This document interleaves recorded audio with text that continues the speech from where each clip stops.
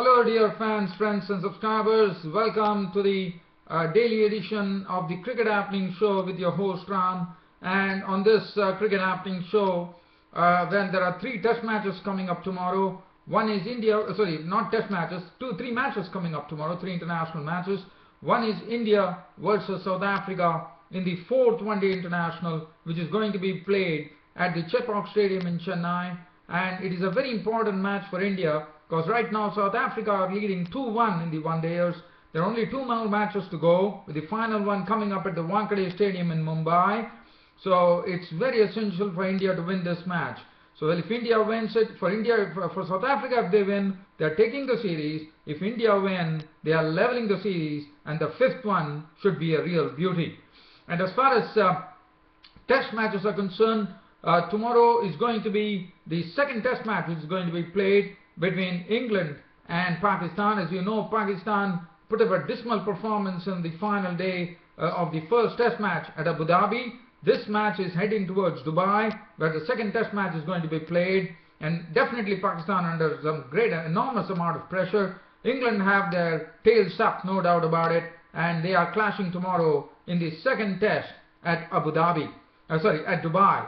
And the other test match that is going to happen is the final test match. As you know, this is a two test match series which is happening between West Indies and Sri Lanka, where Sri Lanka humiliated West Indies by an innings and 6 runs in the first test match.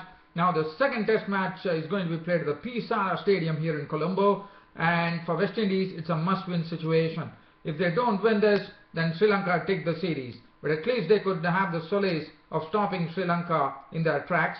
And also, one thing that I would like to talk here as the West Indies and Sri Lanka is concerned is that for West Indies, for Sri Lanka, as I said, this will be, if they could win this, they could really dip the morale of the West Indians. But West Indians, I think they need to perk up their fielding, because I thought the catches that were dropped really proved costly in the end.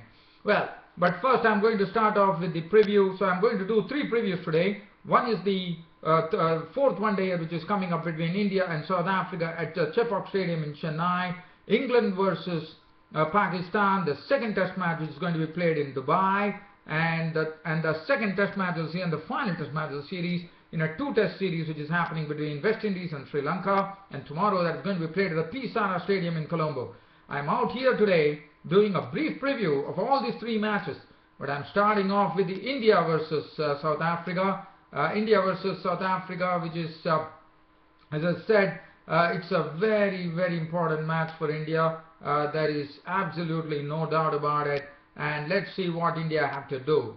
Now for India, the problem as far as this series has been that Shikhar Dhawan has not been getting into any good form, and that is not really good news. One would hope that Shikhar Dhawan hits some form pretty quickly. So that is something that India are looking forward to, because an opening stand is something which has been really been eluding India. So Rohit Sharma has been doing all the hard work. He has been doing, he has been having a splendid series. But what one needs is the support coming in from Shikhar Dhawan, because Shikhar Dhawan has not been in some good form of late, and that is something that India wants. India wants to lay a foundation for a big score, and that would happen only if Rohit Sharma and Shikhar Dhawan could combine. Shikhar Dhawan in particular could combine well. Ajinkya Rahane, well, for all the criticism that he had being dropped previously, has really proved a point by coming one drop. Virat Kohli has not really hit his straps as one would like it to be. He still has something that he needs to iron out. He was run out for 2 matches, and now one definitely wants Virat Kohli to be amongst the runs. Virat Kohli, well, definitely he's looking in some good nick in the previous matches we saw when he was along with Mahendra Singh Dhoni when he got that 50. Dhoni has always been scoring runs. He has been very consistent in this series against South Africa.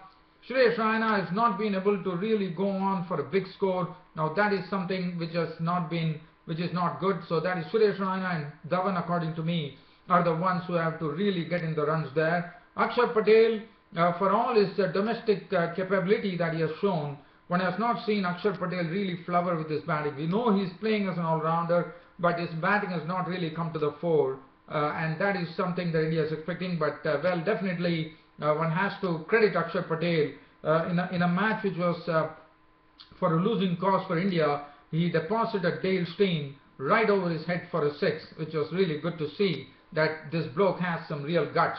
And Harbhajan Singh, I mean, we are going to have another change there. Umesh Yadav, who has leaked a lot of runs, is not figuring in the lineup, and S. Arvind would probably make his one-day international debut tomorrow. So that will be interesting to see, and I think I'm really looking forward to seeing Srinath Arvind with his left-arm seam bowling in tandem with Bhuvneshwar Kumar, because he also has the ability to swing the ball at some good pace, and that would be interesting. I think he would be testing the South Africans there.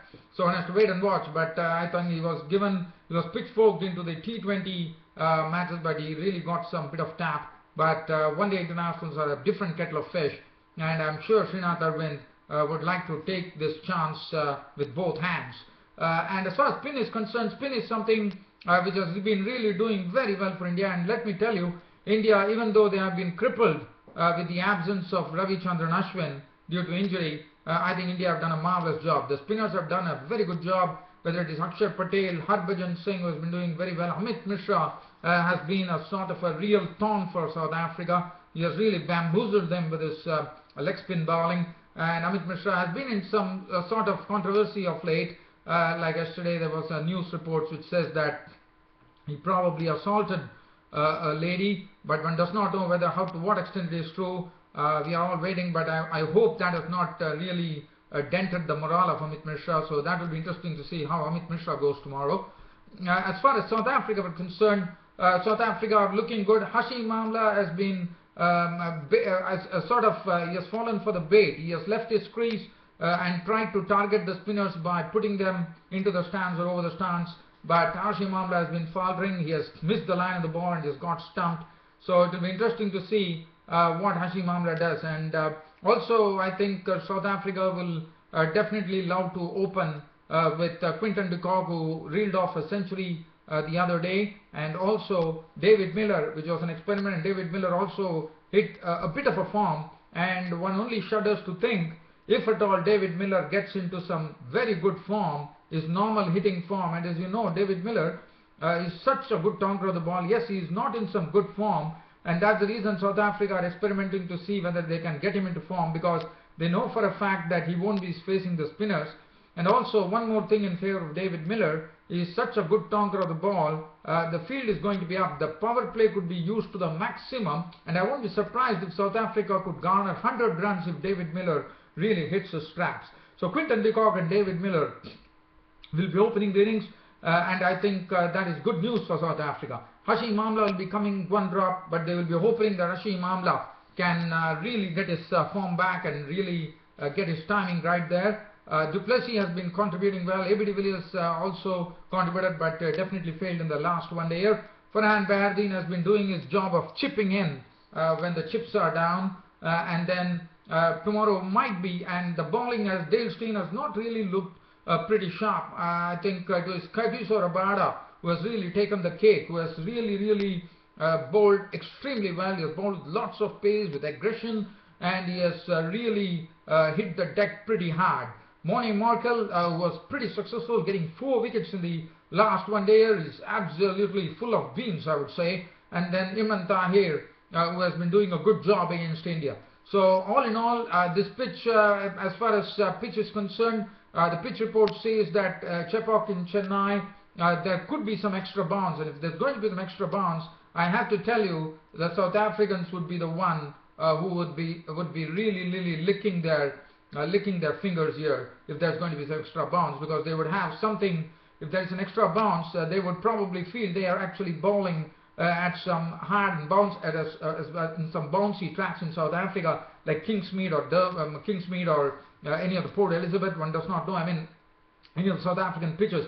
So I think it would be really in favor of the South Africans. It would be interesting to see. And Mahendra Singh Dhoni has it's probably his second home here. Chepauk Chennai, and he has already got 2 centuries here in Chepauk and Chennai in the Indian Premier League, I suppose, or probably in the international matches. Well, so all in all, this particular match, as I said, very important for India, and I think that is going to be a real beauty which is going to be enacted at the Chepauk Stadium here in Chennai. So that is as far as that particular match is concerned.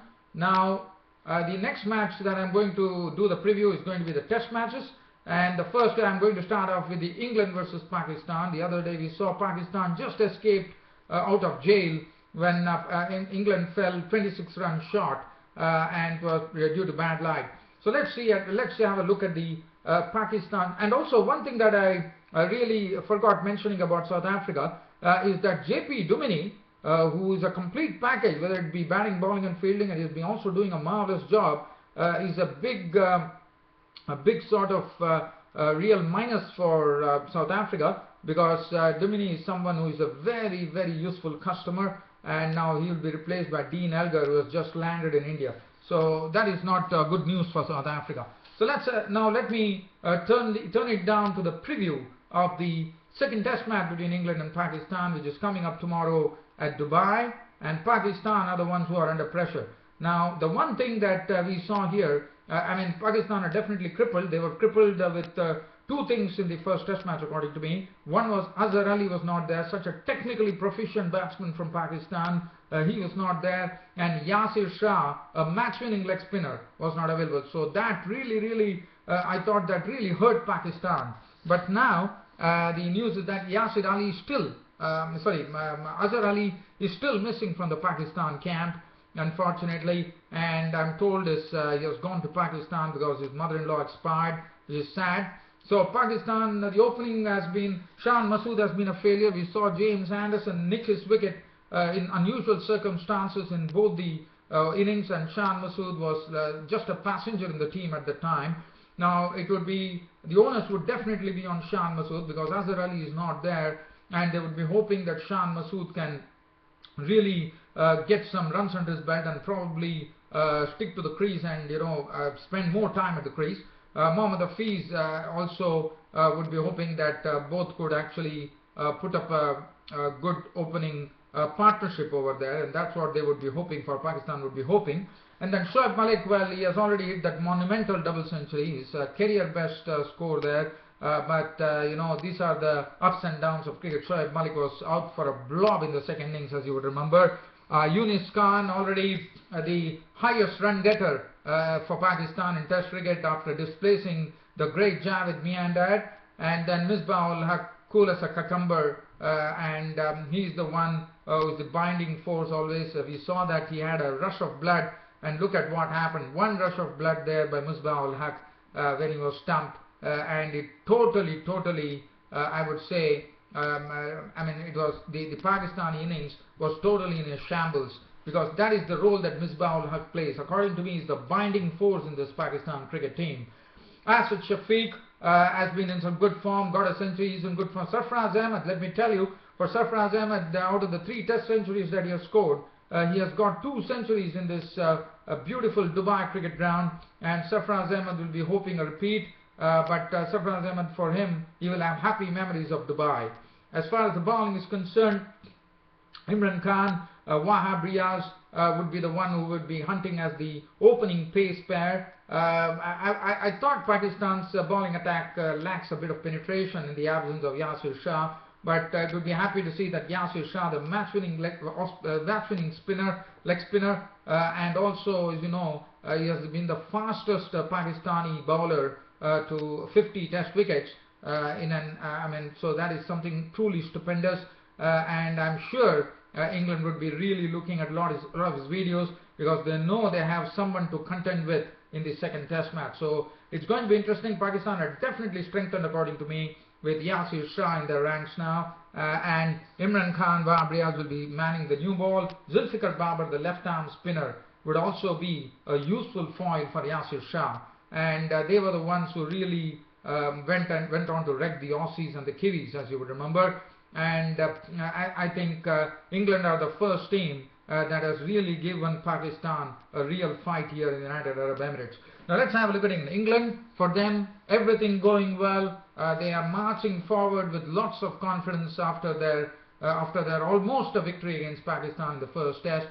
Cook is absolutely, what do you say? I mean, he's the one who is really, I think, he's only. I'm told that Alistair Cook has only he has scored 9,015 runs as the opener, and I'm told that he has scored tons of runs.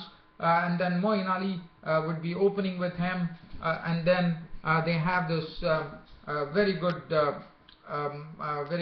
batting combinations coming up with Ian Bell, Joe Root, everyone in some good form. Johnny Bairstow, Ben Stokes, a very heavy all-rounder, Joss Butler, Adil Rashid, who was the nemesis for Pakistan, as he was the one who really put Pakistan in prison, one could say, by actually getting those 5-wicket bag, and that was the first ever 5-wicket haul by an English leg spinner since 1959. So it really says what a rare breed leg spinners have been as far as England are concerned. And the bowling will be in the hands of James Anderson and Stuart Broad, experienced campaigners. Mark Wood would be supporting. In fact, there was a talk probably with Stephen Finn, not Chris Jordan coming in. Probably whether England would opt for Chris Jordan, but the news, or Liam Plunkett probably, but Alistair Cook, the English captain, has really showed a lot of confidence in his man Mark Wood, and he has hinted that he would love to have him there in the squad. And why not? Why do you disturb a winning combination? That would be something that would be always there on the captain's mind, because nobody would like to disturb a winning combination, as we all know. So that really says about the preview. The Dubai cricket ground, well, it should be, I'm told that the grass has been taken off. It has, in the past we have seen that they have definitely offered something to the pace bowlers. So one has to really see how the contest pans out, whether it is going to be a contest which is going to be between bat and ball. That is going to be pretty interesting. Now, the last preview that I'm going to do in a very, very brief manner this is the last preview, the West Indies versus Pakistan. This is a 2-test series, as I told you. Tomorrow is going to be the final test match. Sri Lanka are already 1-up in the series after the humiliating innings and 6 runs defeat of the West Indies. And let's look at West Indies and what West Indies can do. Now, for West Indies, we have seen that Shai Hope, the openers have not been providing some good starts, and that is what is very interesting. Whether Rajendra Chandrika, the opener who actually made his debut against Australia, would get a look in front of Shai Hope, in the place of Shai Hope. I would say Shai Hope has just come to cricket. He's definitely talented, but probably one needs to give him more time at the crease. And I think I would rather say that West Indies should have the same combination of Craig Braithwaite and Shai Hope to open the innings. And then they have Darren Bravo looking in good nick. Unfortunately, couldn't get much support from the other end from all the other West Indies batsmen. Marlon Samuels failed in the first test match, but I think he's such a good player that you can't see Marlon Samuels failing every time. And we all know once he gets going what he can do to the opposition. Jermaine Blackwood was very, very impressive.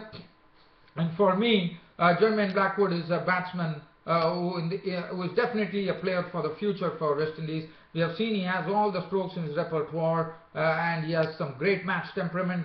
And he has, according to me, he has played some very good knocks against South Africa. Now he has also played against Sri Lanka. So I think Jermaine Blackwood is definitely here to stay as far as West Indies cricket is concerned. Dinesh Ramadhan, the wicketkeeper, is also a very, very useful batsman come wicketkeeper. Jason Holder, the captain, always leads from the front, and he himself will be leading by example with bat and ball. Devendra Bishu, the right arm leg spinner, whether he is going, tomorrow Devendra Bishu is the leg spinner in the squad. The bowling will be in the hands of West Indians Jerome Taylor and Kemar Roche and Shannon Gabriel. So the pace attack is looking pretty organized there. But one reckons at the P. Sarah Stadium in Colombo, I'm told there are rain clouds, so probably it will assist the seam movement for both the bowlers. And one only is waiting to see. I'm told that beneath the top layer on the pitch, I'm told the pitch is understood to be a little dry. Well, if it is dry, we all know what happens. The spinners really come into action. So probably Sri Lanka, after buoyed up by the success that they had against the West Indies, especially with left arm spinner Rangana Herath getting the 10-wicket bag, they would be probably prompted to think that spin is something that can really get them another win. So it will be interesting to see how things go. But also West Indies, let me tell you, they also have a quality leg spinner in Devendra Bishu. As far as Sri Lanka are concerned, for Sri Lanka, they would be hoping for a good start. Now, Kaushal Silva, we all know what a wonderfully talented opening batsman he is, a pretty technically perfect batsman.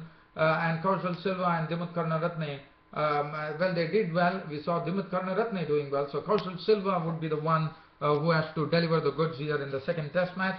And we all know that Kaushal Silva can definitely do it. Whether Lairu Thirimani, who has been not among the runs at all, he has been really struggling with his form, would probably make way for the attacking Kushal Mendes. Kushal Pereira, we know, Kushal Mendes is another good batsman, so he might probably get a look in. Dinesh Chandimal has looked good. Dinesh Chandimal played a good hand here in the first test match.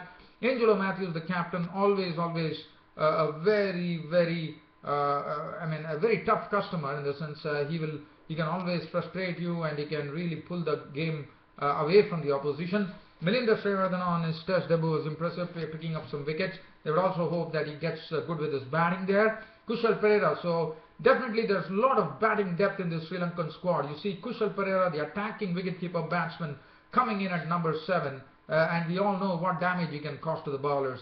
And then we get on to the tailenders. Damika Prasad and Nuwan Pradeep would be the one who would be manning the page department. Rangana Herath, West Indies would have definitely looked at a lot of videos to see what exactly had gone. Eldan Baptiste might have probably sat with them and said that just to see what would have gone wrong. So that is something interesting to see what Eldan Baptiste, the West Indies cricket coach, has done. Any homework has been done with his boys there. I mean, because Rangana Herath was the one who was the nemesis for the West Indies team in the first test match. And I'm also told that probably Tharindu Kaushal, who didn't, I wouldn't say he bowled very well, and he would probably make way for Dilruwan Pereira, the other talented bowler from the Sri Lankans, another off spinner. So it'll be interesting. I think all in all, we should have some good games coming in. So definitely, dear friends subscribers, tomorrow I'll be back with a match report or a match summary as to how time permits me. And I think I'll be there to cover all these 3 matches that I previewed today in some way or the other. So keep your eyes glued to the cricket happenings here on YouTube, and your host Ram will be seeing you tomorrow. Till such time I see you, dear friends subscribers of Cricket Happenings, it's a big goodbye. Thank you.